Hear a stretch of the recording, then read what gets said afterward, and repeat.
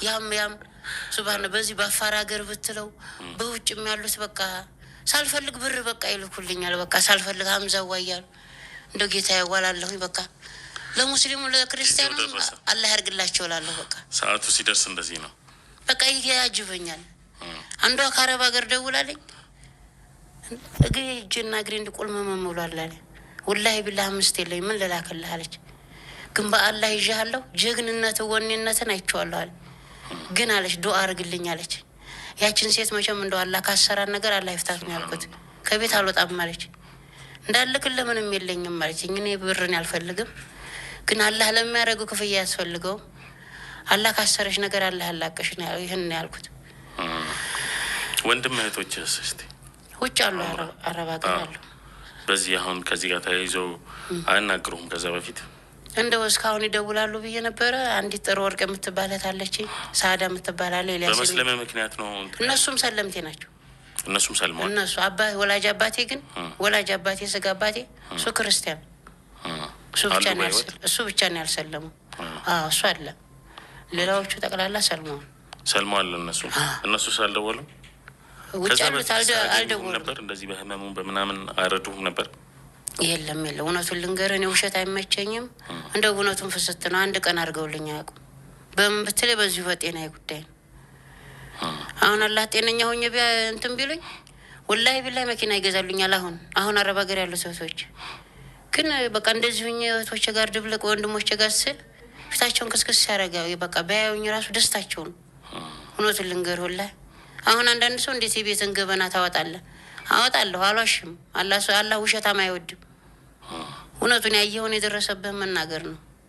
ግን አላህ ደግሞ በሰጠኝ ፈተና ላይ እኔ ላይ ያስኩት ነገር ለተሸከምኩት አንዳንዱ ፈጣሪን እንድታማረው ይገፋፋሃል።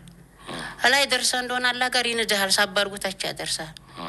አላህን እያመሰገንኩ ሆነ ተሸከምልኝ ሳትለው ያዘኝ እዘሌ ሳትለው ገና የጊዜ እንዲህ የሚላለ ታዳን ይስቃለሁ።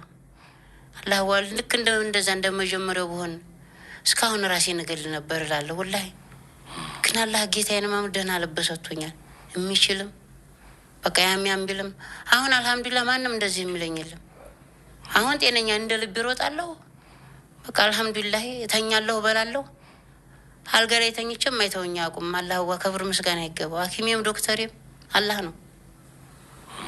ክንሱን ስለያዝኩ ነው አላህ ይሄን ያክል ዓመት ያኖረኝ። በጣም ሲያስቸግር ሰው እንደዚህ በጣም እንትን ሲልህ ምንም ከባባድ ውሳኔ የወሰንከው ውሳኔ የለም? ትዝ ይለኛል ማለት ነው። አንድ የደበኩ ነገር ቢኖረኝ ማለት ነው በፊት ድሮ ነው መድረስ በነበረበት ጊዜ ማለት ነው እግሬ በጣም እንትን አለና ግሪስ እቀባ ነበር ውጭ ላይ ግሪሴ፣ የመኪና ግሪሴ። ያንን ንጹህ ግሪስ ተቀብቼ አባቴ ፀሐይ ላይ አስመታይ ላይ ነበር። በቃ ለዝንቡም ለምኑም እያለ እንትን ነበር። ፀሐይ ላይ ሁን እያለኝ ግሪስ ተቀብቼ እኖር ነበር። እና ዛኔ አንድ ግሪሱ በቃ ያደርቀዋል፣ ያለሰልሰዋል ብሎ ማለት ነው።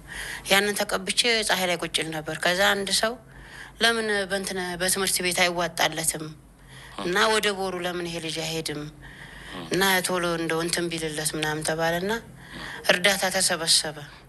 እኔን በእንትን እያዞሩ ማለት ነው።